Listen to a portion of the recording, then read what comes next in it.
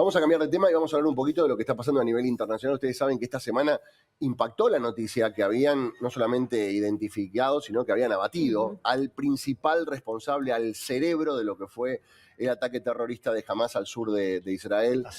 A Sinwar, el 7 de octubre. Y hay mucha información que dice que, a diferencia de otros operativos para identificar a varios de los líderes, no solamente de Hamas ni de Hezbollah, que fueron precisamente analizados, que fueron cuidadosamente planificados, acá casi que se lo encontraron de casualidad. Vamos a hablar con Muki Tenema, una analista internacional, para que nos cuente algunos detalles de lo que es esta situación. Muki, gracias por estar con nosotros. Buenos días para nosotros. ¿Cómo estás? Buenas tardes para mí. Bien, muy bien, Horacio, muy bien. Mira, lo que acabas de contar es exactamente lo que ocurrió. Lo encontraron de casualidad. Pero hay una pregunta, otra vez, lo encontraron en un edificio. El hombre estaba escondido en los túneles, ¿sí? Claramente hay todavía túneles que Israel no descubrió y estaba en los túneles. Por algún motivo este hombre había decidido salir de los túneles y probablemente estaba tratando de escaparse. ¿Por qué?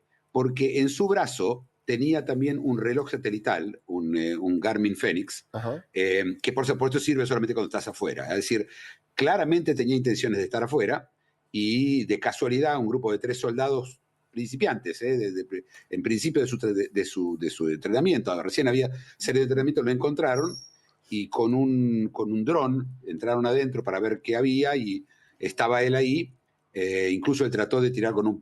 ¿Sabés qué? Mira, en el momento que vos lo estás contando es lo que estamos viendo. Acá estamos viendo una secuencia de video en la cual ya había habido un intercambio de disparos. Sinwar se escapa, busca refugio en una construcción que está prácticamente digamos, demolida, y termina sentado en un sillón. Se nota que ya perdió una mano en este tiroteo. Hay un dron que está revisando toda la situación para ver quién está, quién no está, y se encuentran con esta persona que está sentada en un sillón. La casa está completamente destruida y evidentemente está intentando recuperarse. Hay que ver si tenía posibilidad de recuperarse, e intenta con un palo pegarle a este dron que estaba revisando y que se lo encuentra él, que hasta ese momento no sabían que era Sinwar, no sabían que habían dado con el máximo líder de Hamas. Así es. Y luego vuelve a haber un tiroteo, él muere de un balazo en la cabeza. La autopsia dio eso. Ajá. Y luego, para asegurarse de que no pasa nada, un tanque destruyó todo el edificio y cuando están las fotos del cadáver de él, se lo ve entre escombros, ¿sí? Entre los escombros que se le cayeron encima cuando ya estaba muerto. Claro, claro. ¿Y dónde estaba precisamente Sinwar? ¿A dónde lo encuentran? ¿En qué zona de Gaza? Bueno, lo encuentran en la zona en donde Biden no quería que Israel entre, que era Rafah, ¿te acordás? Claro, claro. Que decían que iba a ser un desastre. Bueno, era ahí, Israel sabía que estaban por ahí escondiéndose, y no es una casualidad que estaba en Rafah, sí, por supuesto, pero no dónde, no. Por supuesto, el encuentro fue fortuito, pero claramente estaba en los túneles de Rafah, salió afuera, y bueno, y la suerte le dejó de sonreír. ¿A cuántos líderes de Hamas y de Hezbollah logró abatir Israel hasta el momento? Creo que la lista va más allá de los 15, ya. Pero todos los líderes, todo el liderazgo alto y medio de Hezbollah fue liquidado, eliminado, y Hamas también, todo el grupo. Le quedó un hermano a él, que dicen que va a ser el heredero, todavía no se sabe. Hay otro hombre más, pero Hamas prácticamente a esta altura del partido está destruido, ya no hay Hamas. Y con él pasa algo curioso, porque Israel le pidió a la población de otra zona de Jabalía que salga para que ellos puedan encontrar a los luchadores de Hamas, y él mandó a decir que nadie salga.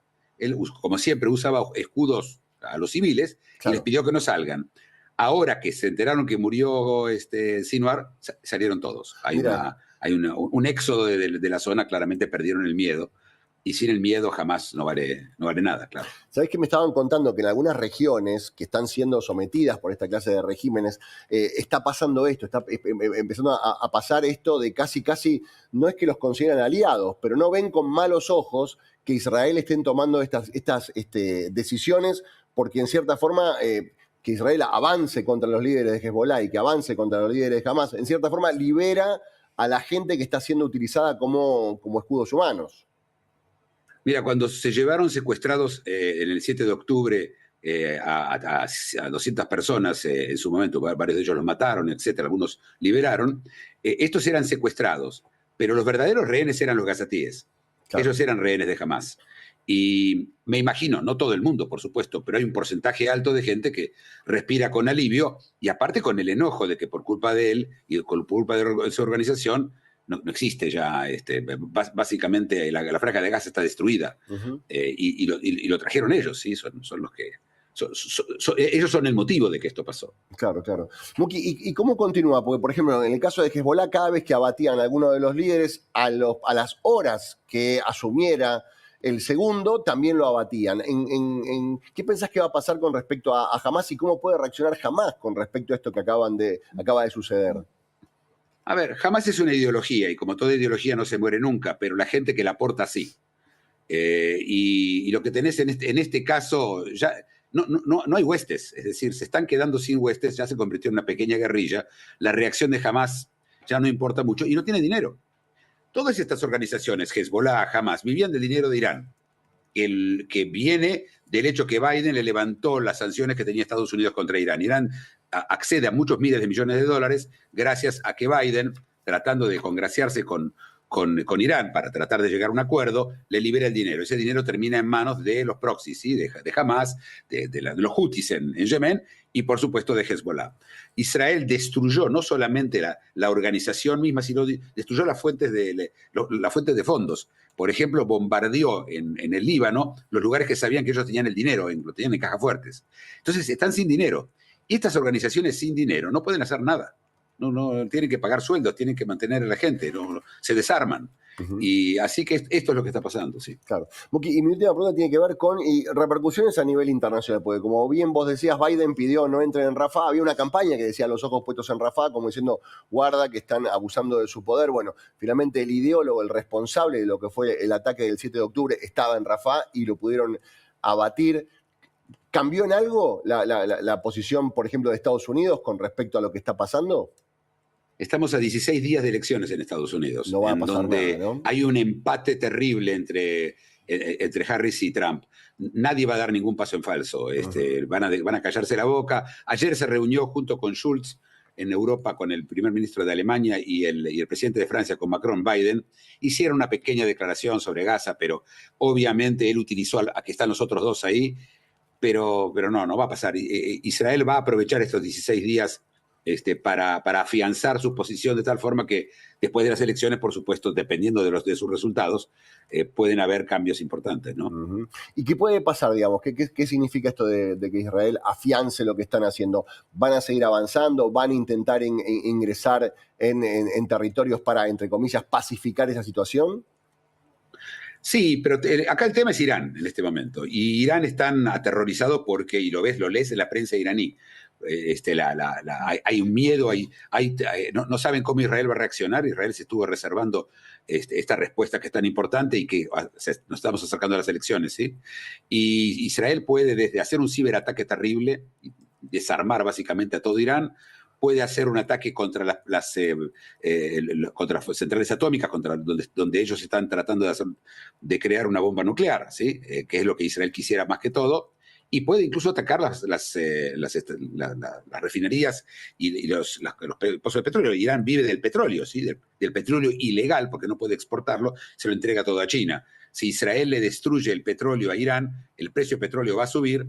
Eso inmediatamente va a ser traducido bastante rápido en la subida del precio de la nafta en Estados Unidos, y eso para Kamala Harris es un golpe duro. Así que están todos atentos qué va a hacer Israel en estos próximos 16 días. Muki, y mi última pregunta tiene que ver con, tengo entendido porque estuve viendo algunos videos, que en este momento, prácticamente Israel no deja de vivir bajo ataque, las sirenas siguen sonando y cayeron algunos proyectiles. ¿En qué zona y desde dónde están atacando Israel en este momento? Israel está siendo atacada de 6 frentes distintos. Llegan drones desde Siria, drones desde Irak, drones y misiles desde el Líbano, misiles que vimos desde Irán y los misiles de los Houthis desde el Yemen. Así que de todos lados le tiran. Pero hoy acaba de pasar algo importante, y es que El problema con los drones es que el sistema de la cúpula de hierro no es perfecto contra los drones. Y hay que utilizar aviones o helicópteros para tirarlos abajo, y no es tan simple. Entonces, por ejemplo, llegaron 3 drones del Líbano, 2 de ellos fueron abatidos por los helicópteros, pero uno llegó hasta donde vive el primer ministro Netanyahu, o cerca. Nadie sabe exacto dónde, porque tampoco no quieren contar para no dar información cuán certero fue, ¿no? Claro. Pero básicamente, y Netanyahu salió hace 10 minutos en un video diciendo: a mí no me van a presionar, tirame todos los drones que quieran, nosotros vamos a seguir hasta que se termine el tema, terminemos con los proxies, así se llaman, Hamas y Hezbollah y los Houthis de Irán. Y Irán sin proxies no tiene fuerza. Irán no tiene fuerza aérea. Irán lo único que tiene son los misiles. Y los misiles, te recuerdo que las últimas 2 veces se los atajaron. Casi todos. Así que Irán está en una situación, desde el punto de vista militar, mala. Si entra en un conflicto directo con Israel, Irán la va a pasar mal. Y está claro, y yo creo que ese es el motivo del pánico en este momento, porque ya no tiene con qué darle, ¿no? Hezbollah no, Hamas no. Se van quedando sin nada. Y los americanos ayer bombardearon a los Houthis en Yemen, utilizando un avión especial con bombas que entran muy adentro en los refugios. Ellos tienen las armas, los misiles, bien bajo tierra para protegerlos. Y se los destruyeron desde el aire. Como mensaje, tanto a los Houthis, y más que todo a Irán: podemos llegar a cualquier lado. En buen argentino, no jodan. Clarísimo, clarísimo el mensaje del final. Muki, como siempre, muchísimas gracias por ayudarnos a entender lo que está sucediendo. Con mucho gusto, siempre a tu disposición. Un fuerte abrazo. Muki Tenenbaum, analista internacional, explicándonos un poquito lo que fueron las últimas noticias, los últimos informes, las últimas situaciones vividas ahí en Medio Oriente.